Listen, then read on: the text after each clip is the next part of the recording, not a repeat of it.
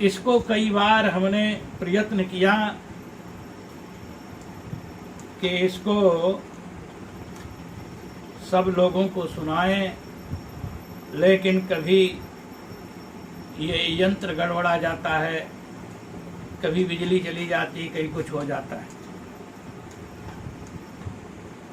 तो आज जो है पूरे प्रयत्न से इसको समझाने का प्रयत्न करते हैं।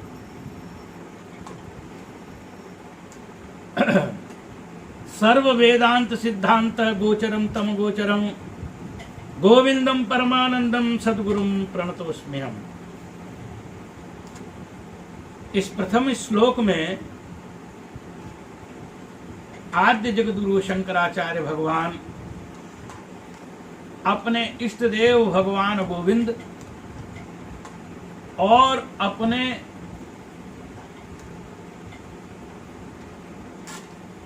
गुरुदेव भगवान गोविंद पादाचार्य जी, जिनको गोविंदानंद सरस्वती कहते हैं, उन दोनों को ही, भगवान को भी और गुरुदेव को भी,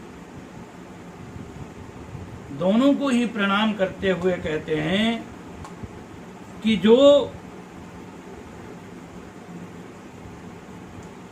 समस्त वेदांतों के तात्पर्य का विषय है, माने समस्त वेदांत, वेदानाम अंता शिरोभागा उपनिषद, समस्त उपनिषद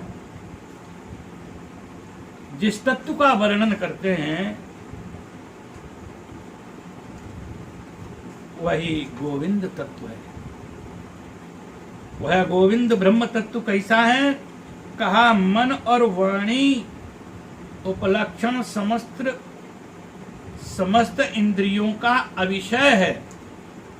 वह तो समस्त इंद्रियों का साक्षी है। जैसे हमारी आंखें इस संसार के रूप को देखती हैं, संसार की वस्तुओं को देखती हैं, लेकिन इन आंखों को कौन देख रहा है? इन आंखों का साक्षी कौन है? क्या वही परमात्मा है।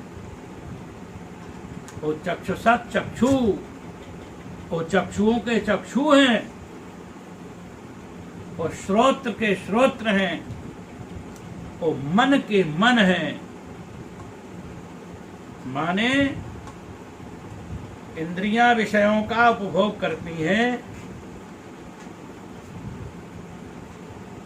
तो इसको जानने वाला कौन है? मन को, इंद्रियों को, विषयों को जानने वाला कौन है? इनको प्रकाशित करने वाला जो हृदय में विराजमान है, वही परमात्म तत्व, गोविंद तत्व, ब्रह्म तत्व है। तो वह मन वाणी उपलक्षण समस्त इंद्रियों के अविषय हैं, इनके विषय नहीं हैं। इंद्रियों के विषय तो जड़ पदार्थ होते हैं, ये तो चेतन ब्रह्म तत्व है, आत्म तत्व है। और कैसे हैं वो? कहते हैं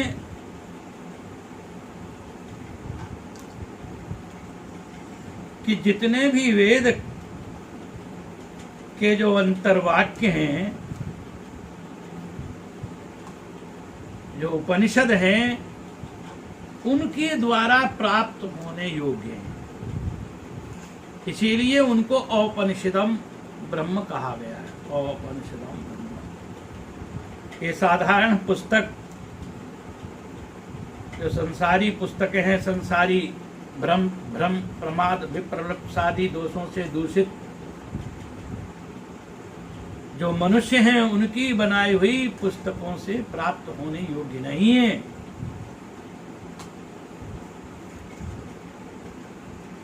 वह तो वेद वाक्यों के द्वारा ही उनके स्वस्वरूप का साक्षात्कार किया जा सकता है। और वो कैसे हैं? कहा परम आनंद स्वरूप है। परमानंद स्वरूप जो आनंद सिंधु सुख राशि सी करते हैं त्योलोक सुपाची, वो तो आनंद के सिंधु हैं।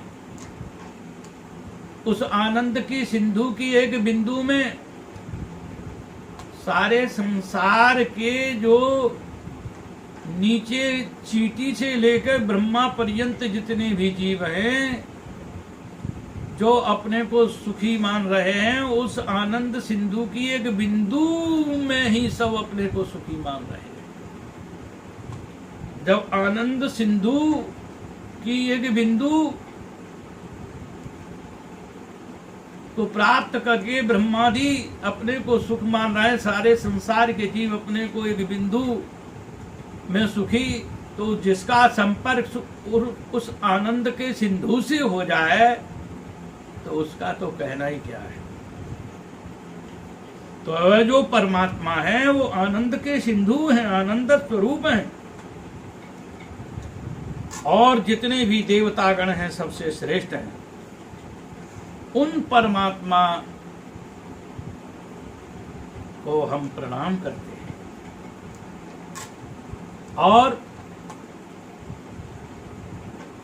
आद्य जगद्गुरु शंकराचार्य भगवान के जो गुरुदेव भगवान हैं, उनको भी इन्हीं विशेषणों से विशिष्ट जानकर गोविंदानंद सरस्वती जी महाराज, गोविंद पादाचार्य जी महाराज को भी आद्य जगद्गुरु शंकराचार्य भगवान ने इसी श्लोक में प्रणाम किया है। अब प्रारंभ करते हैं। जंतूनां नरजन्म दुर्लभमतः पुंस्त्वं ततो विप्रता तस्माद् वैदिक धर्म मार्ग परता विद्वत्वमस्मात् परम् आत्मानात्म विवेचनं स्वनुभवो ब्रह्मात्मना संस्थितिः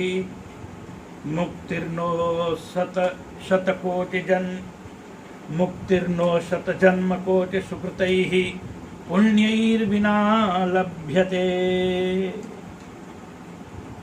अब जंतु नाम,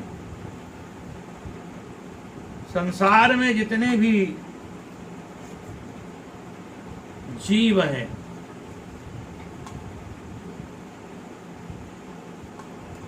उनके लिए दो प्रकार के लाभ का वर्णन है। दो प्रकार का लाभ होता है, एक सुलभ, एक दुर्लभ। तो प्राणभिर्मात्र लभ्या सुलभा सही विषय भोग लाभा।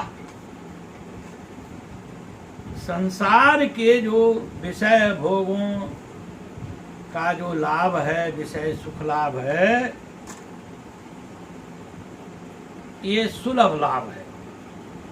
आश्रगाल सूकर मां महेंद्र महेंद्रश्च सुप्रसिद्धा सर्वस्य प्राणभृतो जगन्मंडले।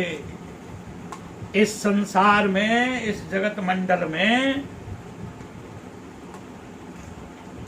श्रगाल से लेकर माने सूकर, कूकर, कीट पतंग आदि से लेकर